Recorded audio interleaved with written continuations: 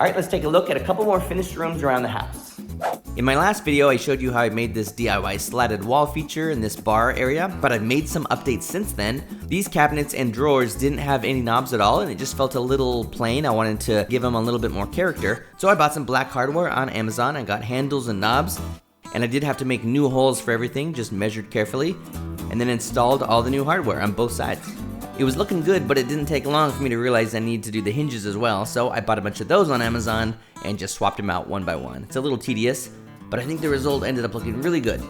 A little while after that, I realized that the adjacent coats closet also needed to have black hardware. Originally, this had all gold hardware, so I bought a bunch of new hinges on Amazon, and then for the knobs, I just spray painted them black with a heavy-duty matte black spray paint, which works surprisingly good. So now this closet also has black hardware, and this whole area has a real cohesive look. So moving on from the bar itself, you move into what we're calling the music lounge.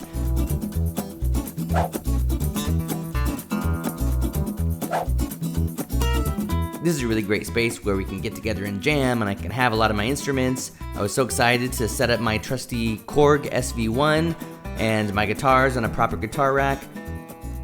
Priscilla and I painted this huge canvas into just a featured piece of art here above my old piano, and I installed this matte black curtain rod. So this is a great place for lounging, and I play a lot of music here right next to this patio door. Moving on over from the music lounge is the living room. Not a lot of DIY projects here, just some tasteful furniture and decorations. Starting with this comfy rug, which I think the doggies use more as a wrestling mat than anything. Just like in the bedroom, there's this decorative window, but these slats weren't staying open consistently, so I actually put a little bit of hot glue at the base of each one to make sure they stayed in place. Gotta have some colorful vintage books, and this frame has been in Priscilla's family since the 60s. This Fisher-Price record player is the exact model I had when I was a kid. I framed some of Priscilla's old art. Some of this is 20 years old. It was in the attic.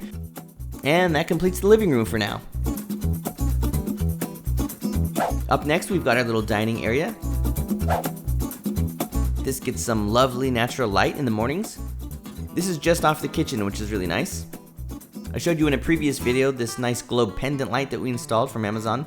This is a classic mid-century modern tulip table that we got from Craigslist, and I got it for pretty cheap because I had to sand the whole thing and completely refinish it. But it turned out really good, and we paired it with these vintage vinyl chairs that we also found on Craigslist. These are a really unique mid-century Japanese brand. We also made a little coffee station right here. I got my trusty amber mug. This is really nice because it's right in between the TV room, the kitchen, and the dining room.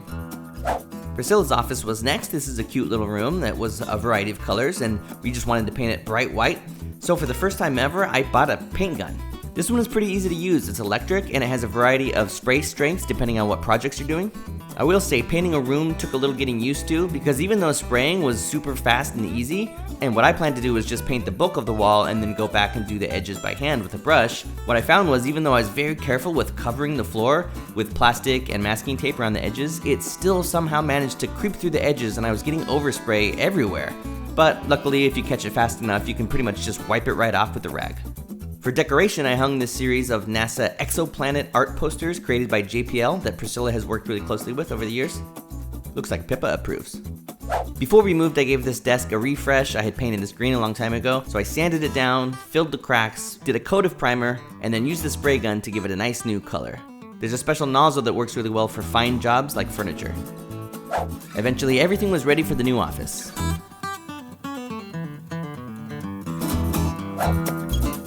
Alright, last up for this video is a little peek at the bedroom, which is looking really good.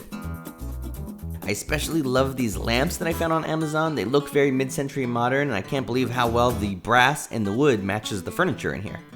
Alright, so here's a cool tip. If you have an outlet that's kind of not positioned in the right spot and you don't want cords coming out of it and looking ugly, Amazon sells this flat panel outlet cover that sticks right on here. It's a little bit more sleek. Basically, it's an extension cord, but it has this nice flat cover that covers the whole outlet, just so it looks a little cleaner. We made this little frame display, which is where we disguised our Samsung Frame TV, which I love because it's like paper thin, and I just routed the one single cable up the wall so I could kind of hide the cable box and the TV hub here up on this ledge. Alright, let me know if you have any questions about any of this stuff, and in the next video, I'm going to show you how I put together the Dust Films office, including this prop display and the light up Dust Film sign.